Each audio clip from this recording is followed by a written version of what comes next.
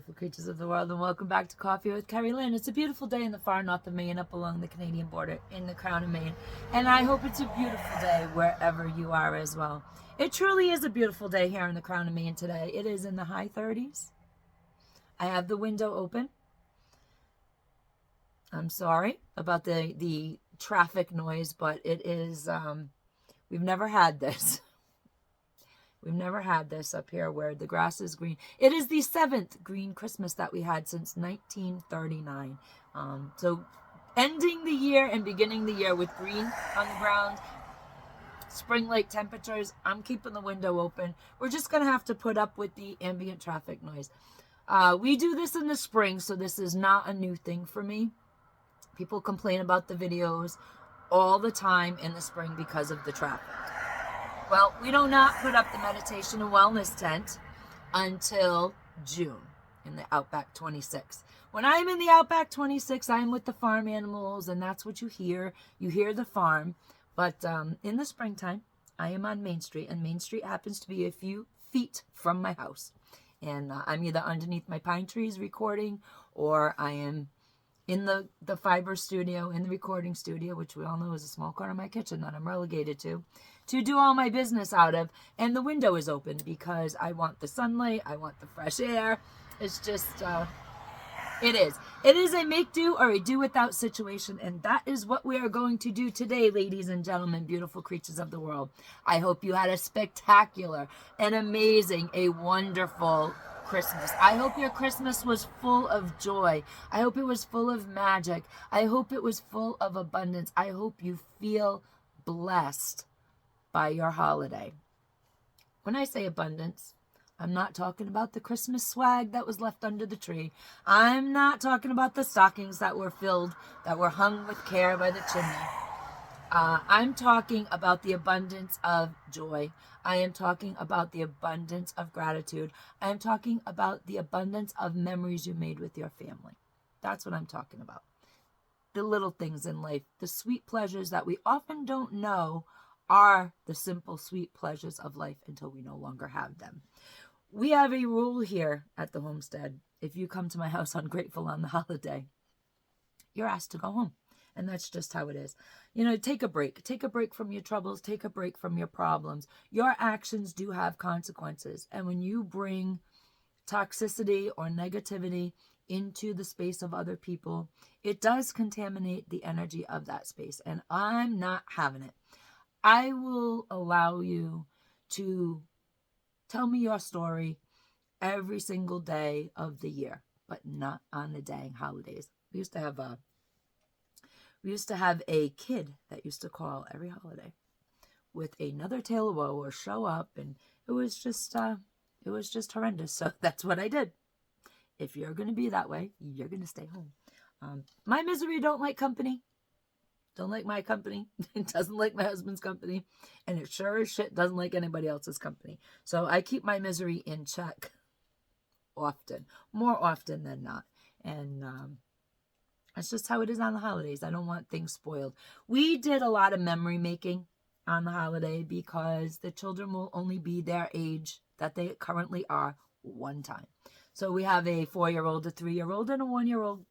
And I made sure that there were plenty of pictures, that there was video, and I did upload my video to my private Facebook page because most of the family do not live around here. And we're talking hours, over 10-hour drives to get to where our family actually lives. So we live that far up in Maine. We live about 15 minutes from the Canadian border, and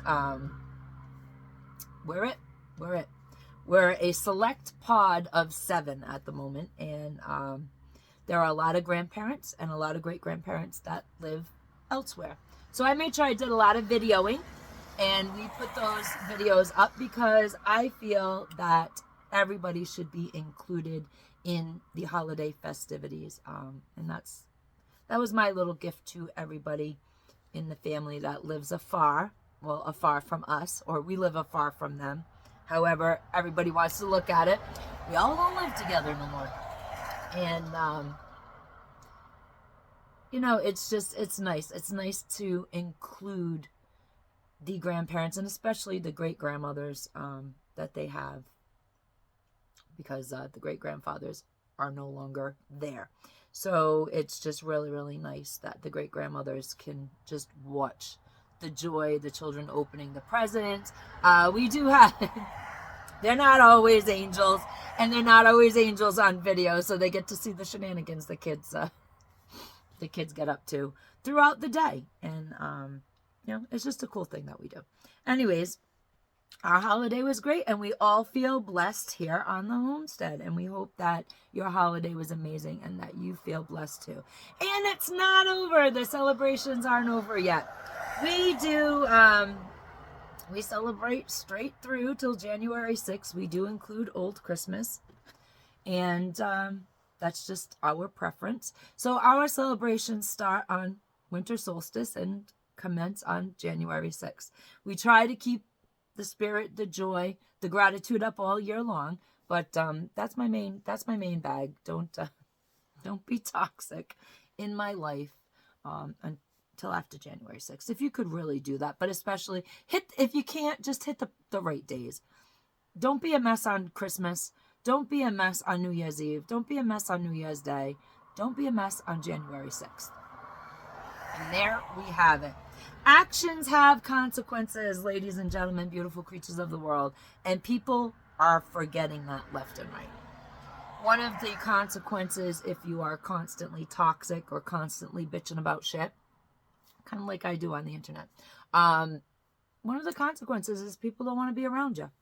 And people feel entitled to their anger these days, don't you think? I'm finding that people really feel that they can do, that they can say, that they can be any way that they want. And it is their right to do so. It is their right of expression. Until they run into me. And then their right of expression becomes the right of my action of your consequence. It's just how it works. I'm from Rhode Island, so up here when I get miffed, people take a step back, because I have that old Rhode Island attitude. You can take the girl out of Rhode Island, but you ain't gonna take Rhode Island out of the girl. And that's just kind of how it works. I am not one of these docile country girls living in a more of a male-dominated culture. I'm going to tell you. I'm going to speak my mind. I am an opinionated woman with the gift of gab, and I will tell you the what for, and that is the consequence to your action at the moment. I don't know. Life is hard for people. Life is very, very hard for people, and it was a hard Christmas for a lot of people, and I do appreciate that, and I do know that. My children even had a difficult time this holiday season. It's just a fact. Housing is expensive. Vehicles are expensive. Food is expensive.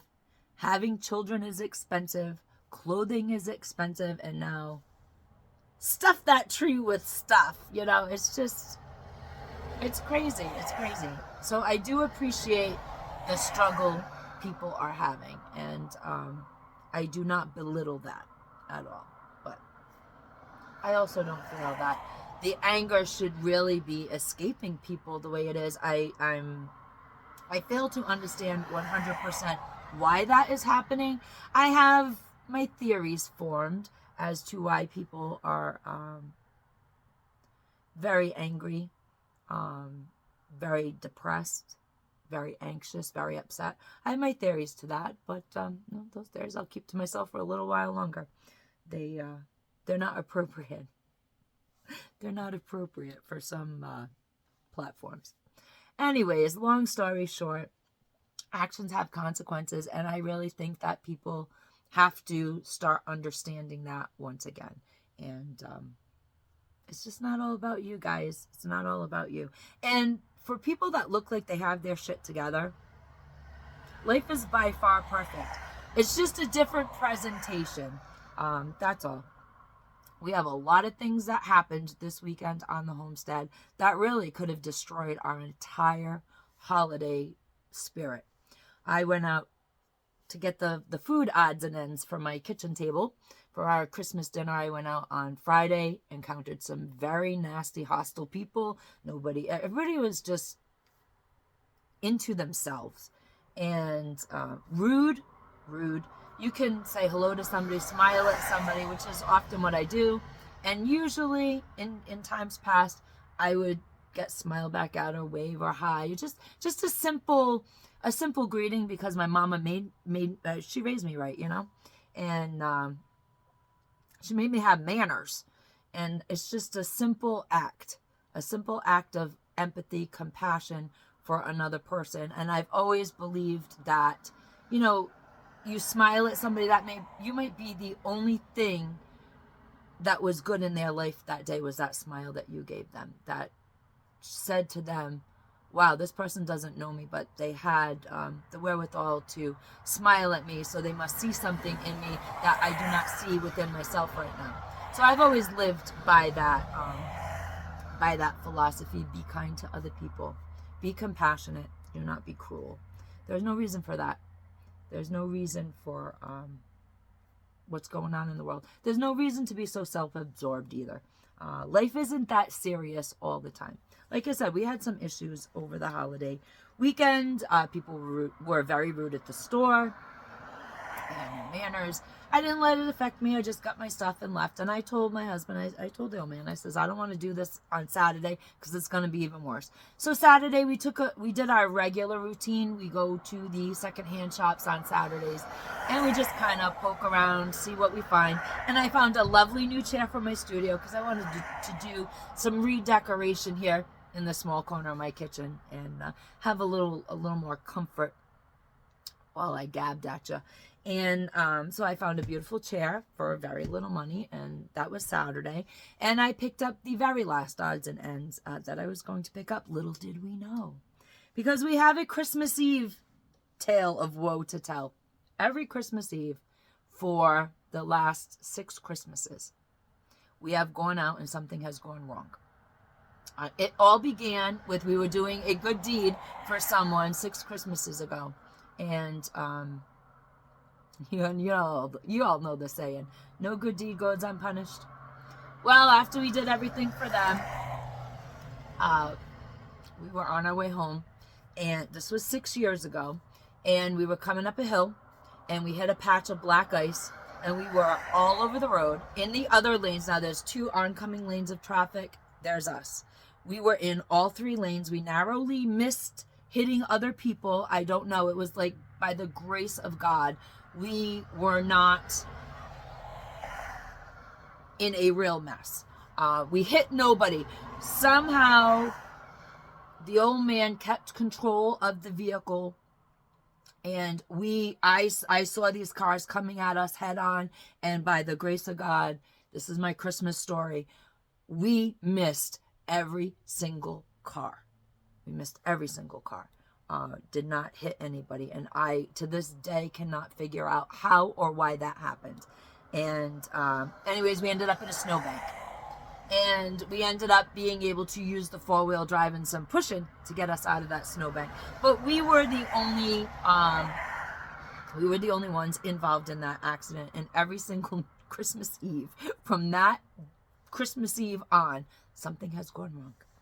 This year we were off because I needed 1 or 2 more things, not really important. It wasn't something that was a do or die situation. And we trek off in the car. We got about 6 miles from the house, and the car overheated. And it's one of those cars that are all computerized, not like the 1980s adventure van that we have. It was the other car, the one you can't work on. So, and I did salvage a Backyard Mechanics video, a short for that. Go watch that. It's actually really, really funny. But it's off to the shop now. It'll be off to the shop for a while because it looks like it was the water pump or worse. So, I know, it's terrible. That was my Christmas Eve tale of woe. It happens. So it's going to be very expensive to fix this, and we know this, and we are going to be without a vehicle for a while, and we know this. And the adventure van is still, the transmission's still being worked on, because we were like, hey, we don't need it till the spring. And if you do Backyard Mechanics and you know a lot of the mechanics in your area, they all become your friends. So it's just like it wasn't a rush. Now I got no vehicle. Oh well. But it continues. We are continuing the celebration. Yesterday was the full moon. Happy full moon to everyone. I hope that you did your journaling. I hope that you set your intentions. And I hope that the intentions that you set under the new moon 2 weeks ago start coming true for you. I hope things start moving and shaking for everybody. And now we are moving into New Year's. We don't do a lot for New Year's Eve around here. We just do enough. It's generally the old man and I, and we watch movies from the 80s. That's when we were dating. So we watch either The Breakfast Club or we watch Pretty in Pink, and then we watch The Terminator, Species, something for him. One for him, one for me, and we hope to stay up till midnight. Sometimes it works and sometimes it doesn't. At midnight, we have an old Celtic tradition. If I could only speak today. We are both from Irish backgrounds. My grandfather's parents were from Ireland directly. They immigrated to the United States. My grandmother's grandfather, he was from Ireland and immigrated to the United States. So we have a lot of the Irish culture in our lives. My husband's father was Irish, and we also have Polish, and we have Portuguese, and we have the English in there.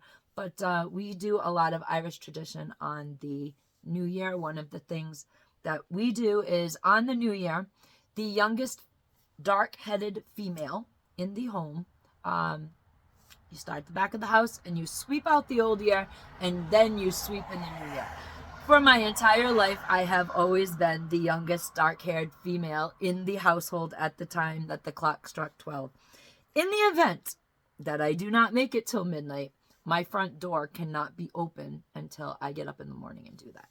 So everybody knows they're stuck inside till I get out of bed, which is generally early because I'm up with the chickens, because I have a farm and I don't get a lot of sleep. I have a livestock farm, which is different from a vegetable farm. And in the winter, you can at least relax on a veggie farm. If you have a full-blown homestead and you have livestock, there is no rest for the weary or the wicked around here. And that's just, I'm the most wicked thing in the house, so don't worry about it. It's just a tradition that we do. I would love to hear how other people celebrate their New Year's Eve traditions. We do not go out and do anything fancy. We do incorporate, my grandmother was Polish, himself's mother is Portuguese, so we do incorporate the we have kielbasa, we have I make gołąbki, I do pierogi, and we do chorizo, and then the next day, New Year's Day, I will actually make Portuguese soup, because I have the most awesome mother-in-law with the most awesome Portuguese soup recipe. So we get it all done for New Year's Eve, New Year's Day, and the party continues. The party absolutely continues around here until January 6th.